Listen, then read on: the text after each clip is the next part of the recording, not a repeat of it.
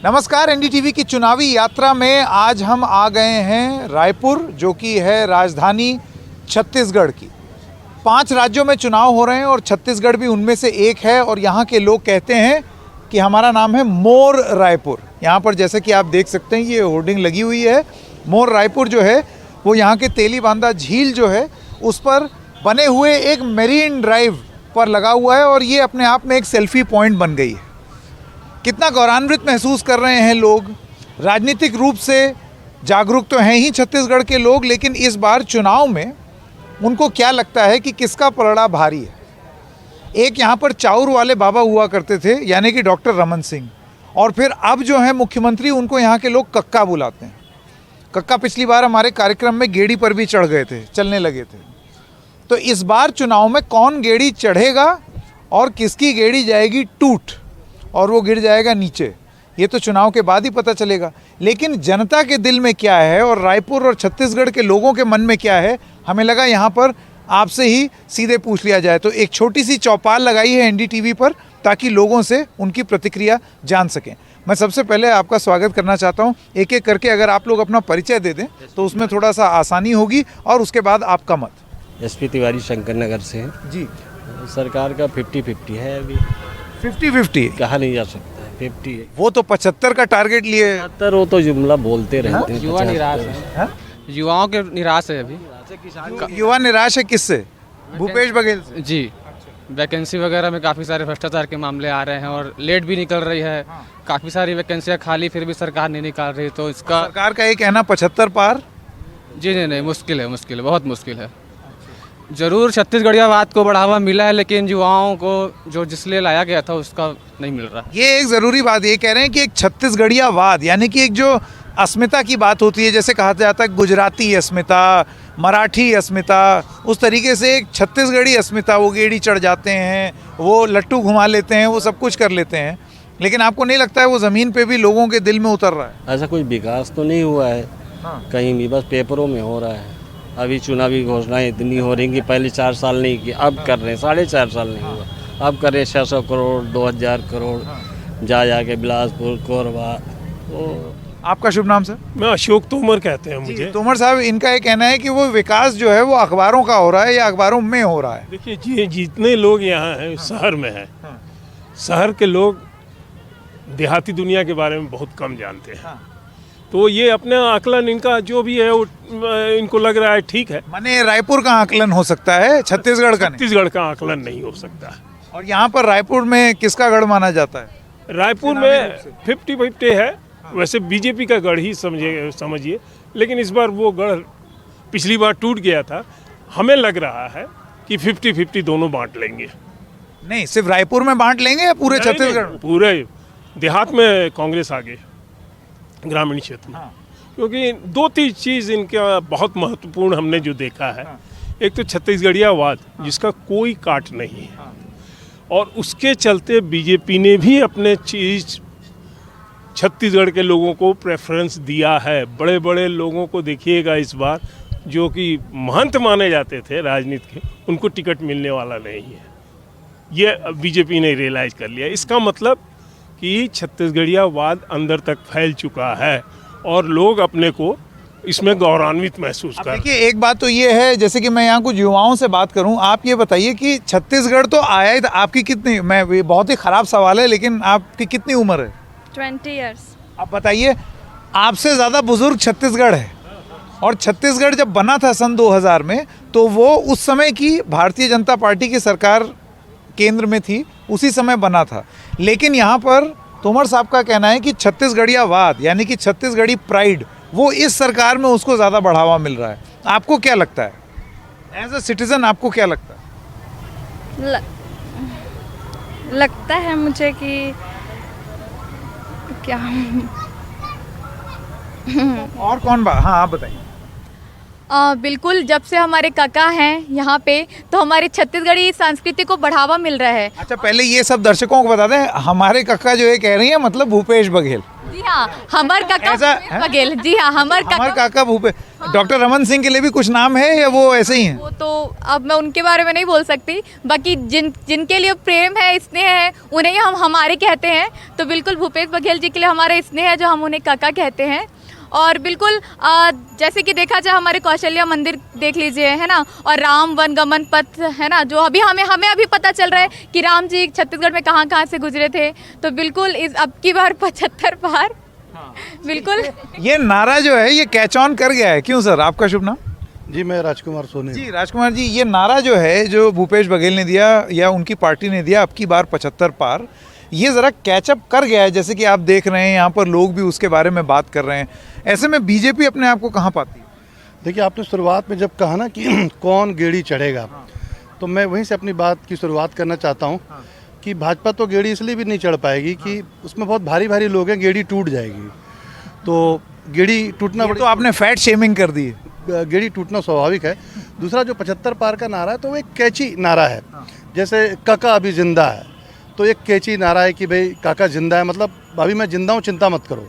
अब की बार 75। ये तो ऐसे बीजेपी जो केंद्र में करती है वो यहाँ पर हो रहा है, वहाँ पर भी तो अब की बार 300 पार, 350 पार, कुछ लोग तो 400 पार किए दे रहे हैं 2024 तो में। इसमें मेरा को ये कहना है कि भाई क्या ये सारा कुछ करने का अधिकार बीजेपी ने कोई, मतलब इसकी ठेकेदारी है क्या? कोई पेटी कॉन्ट्रैक्टर है क्या वो लोग, या कुछ मतलब उन्होंने जस्ट पैटर्न बना लिया है कि जो कुछ भी करेंगे वही करेंगे, कोई दूसरा नहीं कर सकता? ऐसा तो है नहीं। तो यहाँ पे तो मुझे ऐसा लग रहा है कि जो तोमर जी ने एक बात कही कि हम शहर से देख रहे हैं चीज़ों को, दरअसल शहर से नहीं, इस छत्तीसगढ़ के चुनाव को गांव की आंखों से देखने की ज़रूरत है। नहीं तो ऐसा क्या फ़र्क है शहर और गांव में? जैसे कि अगर डॉक्टर रमन सिंह की सरकार देखें, अब ये नहीं मालूम है कि वो दोबारा अगर आती है पार्टी तो मुख्यमंत्री बनेंगे भी या नहीं, लेकिन अगर उनकी सरकार में किए हुए काम को देखें और इस 5 साल के काम को देखें तो आप क्या फ़र्क देखते हैं? ये शहर और गांव का जो आप भेद कर रहे हैं। पुल पुलिया बना देना या बड़ी बिल्डिंगें बना देना ही केवल विकास नहीं है। विकास ये है कि इस देश का नागरिक या इस राज्य का नागरिक कितना खुश है।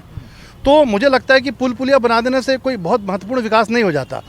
तो भूपेश बघेल की सरकार का जो मॉडल है कि वो उनकी सरकार का पैसा आम जनता की जेब में कैसे जाए, तो किसानों को वो पैसा मिल रहा है, जो गोबर खरीद रहे हैं, जो बेच रहे हैं, उनको पैसा मिल रहा है, जो वनोपज बेचते हैं उनकी जेब में पैसा जा रहा है।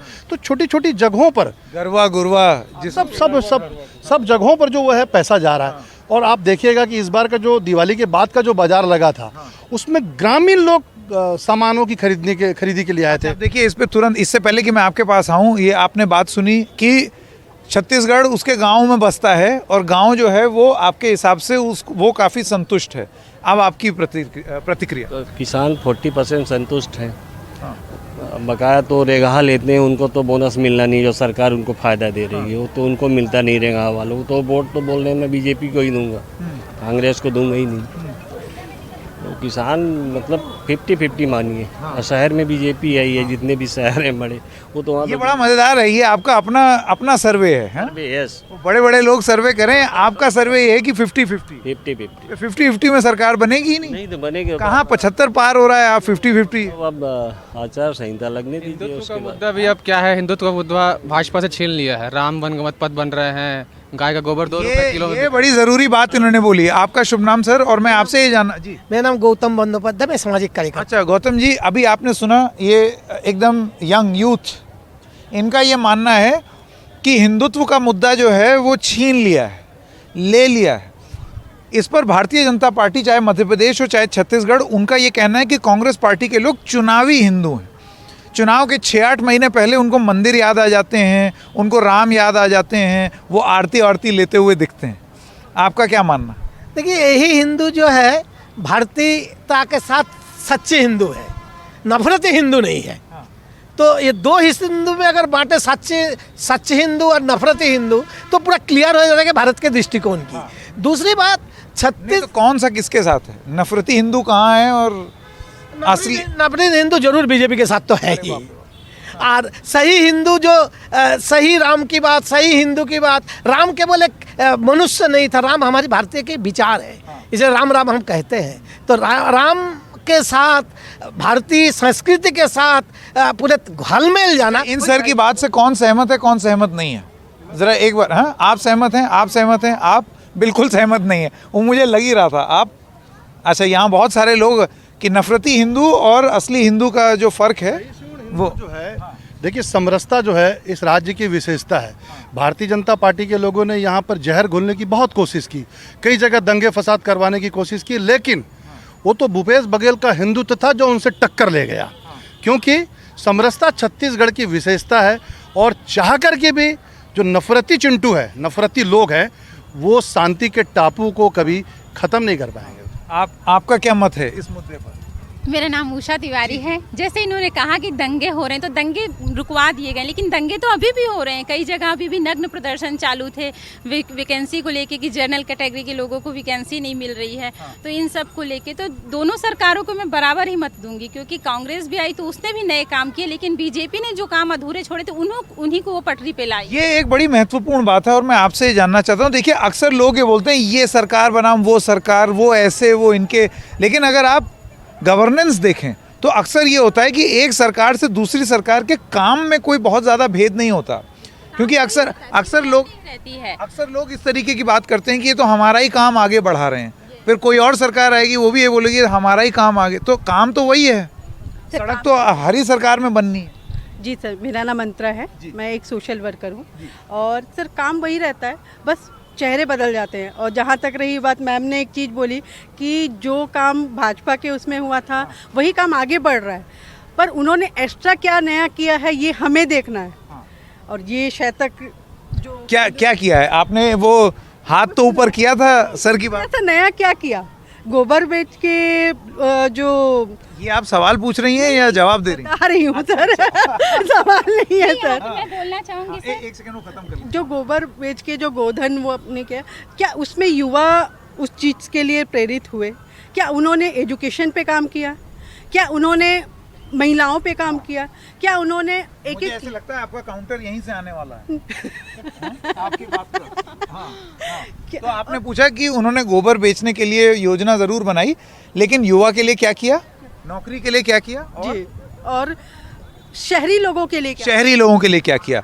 आपका जवाब? युवाओं के लिए पहले बता रही हूँ, आत्मानंद से सभी परिचित होंगे, स्वामी आत्मानंद स्कूल, जहाँ पे बच्चों को निःशुल्क पढ़ाई शिक्षा मिलती है।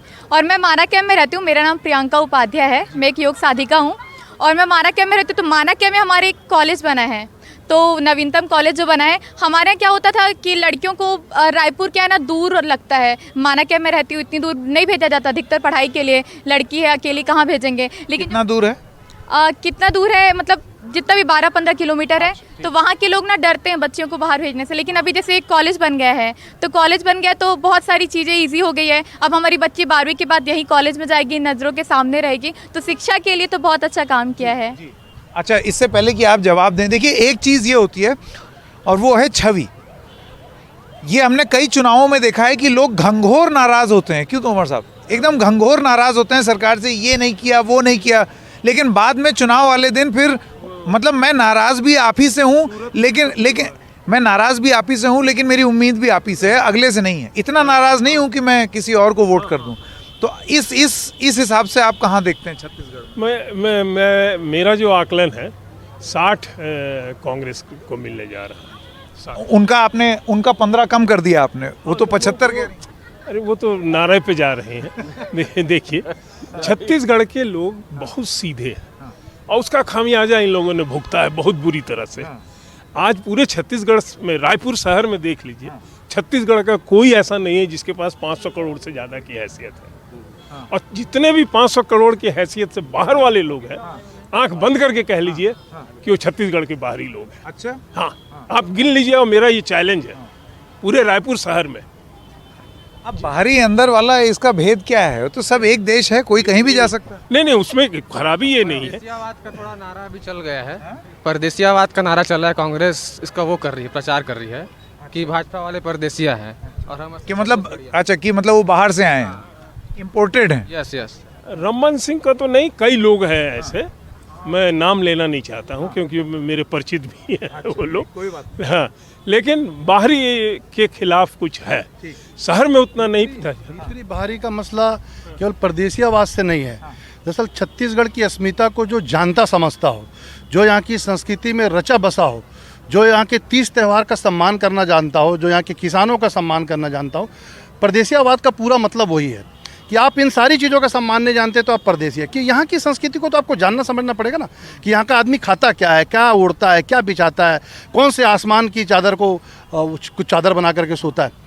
तो ये परदेसियावाद का केवल जितने भी भारतीय जनता पार्टी, ये अच्छे तरीके से आपने परिभाषित किया है। मैं आपके पास 1 सेकंड में आता हूँ, इस पर आप क्या कहेंगी?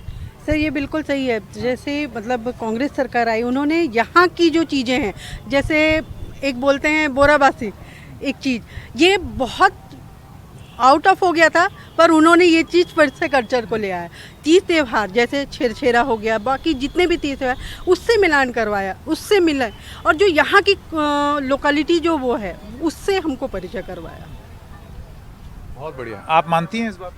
हाँ सर, बहुत सारी नई चीज़ें हुई हैं कांग्रेस के आने से भी, लेकिन अगर बीजेपी पिछले 15 साल से यहाँ राज किए तो कुछ तो उसके पीछे लॉजिक रहा होगा ना।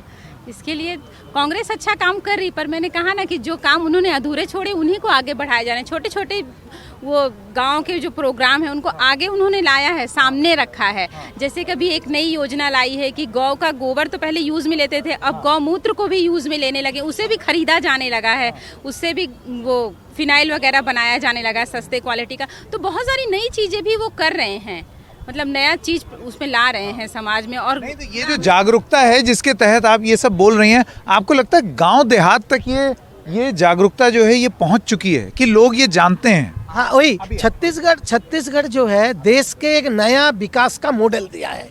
भूपेश बघेल के नेतृत्व में जो सबसे बड़ी बात हुआ, पूरा देश में एक नए विकास के मॉडल दिए हैं, और एक विश्वास उन्होंने जगा पाया लोगों के बीच, जे ये संभव है जो चीज़ आप सोच रहे हैं, जिससे एक नए अर्थनीति विकास हो सकता है। छत्तीसगढ़ बड़े आदिवासी बहुल इलाका है, इसलिए जो वन आधारित अर्थव्यवस्था की जो बात है, जो जल आधारित अर्थव्यवस्था की बात है, उनको मजबूत करने की बहुत कोशिश की। मतलब सिर्फ बिल्डिंग और वो सब तो बने ही, विकास हो शहरों का, अच्छा स्काई स्क्रेपर दिखे, लेकिन उसके साथ साथ फिर आपको वन जल फैल सके, विकास नीचे तक जा सके, ये जो विश्वास वो दे पाए। हाँ। मिलेट का इंटरनेशनल मार्केट तैयार हो रहा है। हाँ। छत्तीसगढ़ के जो भी मिलेट, कोदो हुआ, समझे ना, बाजरा हुआ, ये सब का कुटपीस। नहीं, पर क्या ये पहले नहीं हो रहा था? पहले नहीं हो रहा। मिलेट्स तो कोई आज के या पिछले 5 साल की चीज थोड़ी है। मार्केटिंग इस तरह से नहीं हो रहा था, पैकेज करके। सरकार बहुत हुआ लोकल चीज़ों का। छत्तीसगढ़ में तारीख का हर एक सरकारी कार्यालय में आज तस्वीर लगा, लेकिन 15 साल में नहीं हुआ था।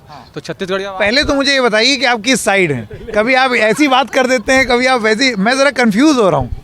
मेरा as a first time voter BJP के साथ है, लेकिन मैं दोनों सरकार के उसको बता रहा हूँ कि विकास हुआ, लेकिन छत्तीसगढ़ियावाद का फायदा जरूर मिलेगा। मुझे लगता है प्रैग्मेटिक वोटर ऐसा ही होता है? वो हर किसी की अच्छाई देखता है, हर किसी की बुराई भी देखता है। वो इन भाई साहब में है। सर आपका शुभ नाम? शाही सिद्दीकी, एडवोकेट शाही सिद्दीकी।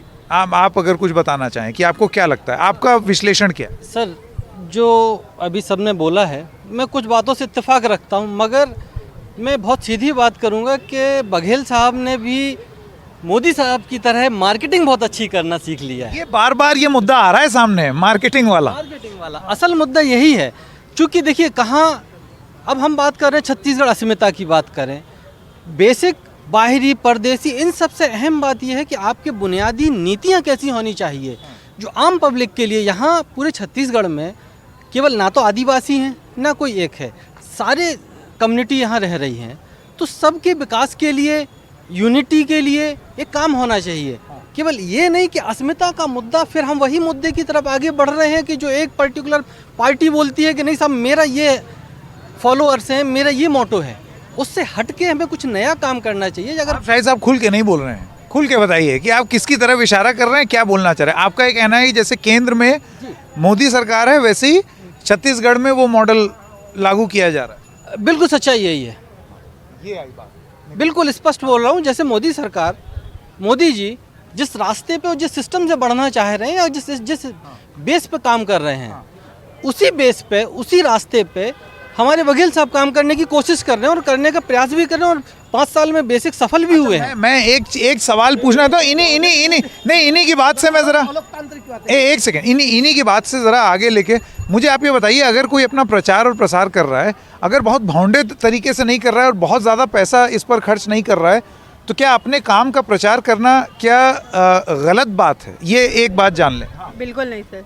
अगर जब तक किए हुए काम करेंगे, इनको पता कैसे चलेगा कि आपने ये काम किया है? क्यों, काम किया हुआ दिख जाएगा, प्रचार करने की जरूरत ही नहीं।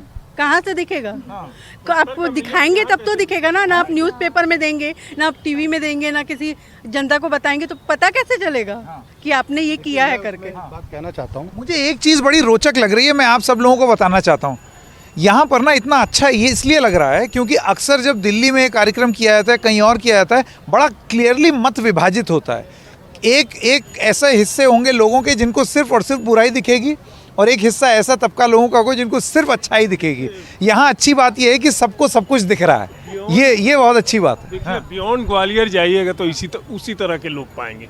ग्वालियर से इधर आइएगा तो उतना एग्रेसिव लोग नहीं पाएंगे। लोग प्रैक्टिकल हैं। हाँ, प्रैक्टिकल कहिए चाहे इमोशनल, ये है, समझे ना। अच्छा लगता है ये देख के। हाँ, ये aggressive। यही छत्तीसगढ़ की विशेषताएं हैं। छत्तीसगढ़ की जो विशेषताएं हैं, ये विशेषताएं में ये बढ़ा हुआ है, इसलिए कि इस तरह के राइट्स नहीं होते, इस तरह के अंधभक्त के लोगों की भी कम है। छत्तीसगढ़ की विशेषताएं हैं जो सही है वो सामने रखते हैं, वो अपनी खराब लगे चाहे अच्छा लगे। प्रचार पे जो बात कही थी ना, तो मैं फिर उसी पर आता हूँ कि क्या केवल प्रचार करने का अधिकार मोदी साहब को ही है क्या? भूपेश बघेल साहब को नहीं है क्या? तो प्रचार इसलिए भी जरूरी, कई बार सरकार की जो योजनाएं होती है वो प्रचार से ग्रामीण जन तक पहुंचती है, लोग उसका लाभ भी उठाते हैं। यदि मान लीजिए प्रचार नहीं होगा और कागजों की फाइल में कहीं वो योजनाएं दबी रह जाएगी तो उससे आम जन को फायदा क्या मिलेगा? तो प्रचार भी कई बार जरूरी होता है। ये बात है कि प्रचार तो चल रहा है लेकिन उसका ढिंढोरा नहीं पीटा जा रहा। तो मैं इस बात को बहुत पुख्ता प्रचार करना तो ढिंढोरा ही हुआ। अब ये इसका फर्क क्या है? नहीं, मैं पहले फर्क समझ लूँ। ढिंढोरा से ऐसा ही होता कि उसका नगाड़ा नहीं बजाया जा रहा है। नगाड़ा बजाने की जरूरत नहीं है, स्वस्फूर्त जिसको कह सकते हैं, पूरी स्वाभाविकता के साथ। एक सेकंड, ये जो बात है, पहले मैं आपके पास आना चाहता हूँ। जब आप गेड़ी चढ़े तो उसका खूब प्रचार हुआ। आपने तो नहीं कहा था कि गेड़ी चढ़ जाइए, आपने भूपेश बघेल को कहा ना कि गेड़ी चढ़िए, और भूपेश बघेल ने आपको भी गेड़ी चढ़वाया, तो खूब प्रचार हुआ। क्या आपने कहा था भूपेश बघेल को कि इसका प्रचार करिएगा? लेकिन प्रचार हो गया। ये आपने ठीक है, आपने आए, इन्होंने पॉइंट पकड़ लिया। आप मानते हैं इनकी बात से चीटा चल रहा है? हाँ, नहीं, ठीक बोल रहे हैं। प्रचार करने का अधिकार भूपेश जी को कोई रोक थोड़ी रहा है। मोदी जी ऐसे कर रहे हैं तो भूपेश जी को रोक थोड़ी रहा है कोई, वो भी कर रहे हैं। मोदी जी दिल्ली में जो बोलते हैं दूसरे दिन काका अपना बोल देते हैं वही चीज़ यहाँ भी। तो अच्छा, मतलब वो उनसे सीख ले रहे हैं? सीख तो ले रहे हैं, 101% ले रहे हैं। तो मतलब जो वहाँ होता है उसका एक्शन का रिएक्शन यहाँ दिखता है। राम मंदिर बना इधर कौशल्या मंदिर बना दिए काका मेरा, तो अच्छी चीज़ है, बढ़िया बनाना जी। अच्छा, मैं एक चीज़ और ये कहना चाहता हूँ, बीजेपी को यहाँ दिक्कत इसलिए भी जरा हो सकती है कि छत्तीसगढ़ में मुस्लिम पॉपुलेशन बहुत कम है। मैं एकदम फ्रैंक बता रहा हूँ। तो क्या है कि यहाँ दूसरे राज्य में शायद गलती से मुस्लिम रिएक्ट भी करते हैं, यहाँ नहीं करते हैं, बहुत कम। तो इसलिए वहाँ जब तक दोनों हाथ से ताली नहीं बजेगी तब तक आपका मतलब कि साउंड निकलेगी ही नहीं। तो इसलिए कांग्रेस यहाँ इस माने में लीड ले रही है। नहीं, लेकिन अगर इस लॉजिक के हिसाब से तो भाजपा की सरकार ही नहीं होनी चाहिए थी भाई। 15 साल, इनसे पहले 15 साल वो भी तो सत्ता में थे। हाँ, तो अगर आपका ये कहना है कि वो वही कार्ड खेलते हैं, नहीं, वही कार्ड ये बाद में खेलना शुरू किया ना। राष्ट्रीय स्तर इसका है का असर यहाँ पड़ा। राम जन्मभूमि चाहे जो भी ये हो, उसका असर यहाँ पड़ा। और बीच में कुछ जगह हल्का ये भी हुआ था, उसको कम्युनल वायलेंस नहीं कहेंगे।